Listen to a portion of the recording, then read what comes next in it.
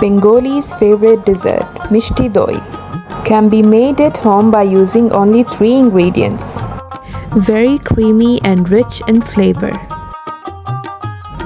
I'll begin the process by stirring 2 tablespoons of hung yogurt till it's free of lumps.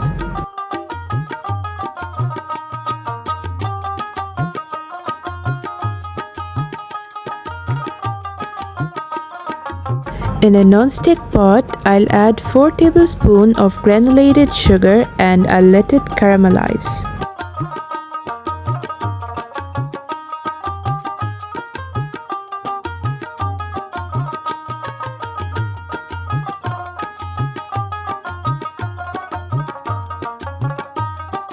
It's the perfect time to add 250 ml of full-fat fresh milk. I'll cook the milk in low flame till the quantity of milk is reduced. I'll let the milk cool down and then gradually I'll start adding it in stirred yogurt. Cover and place it in warm temperature for 8 to 9 hours till it's completely set. Then place it in the fridge for 11 hours.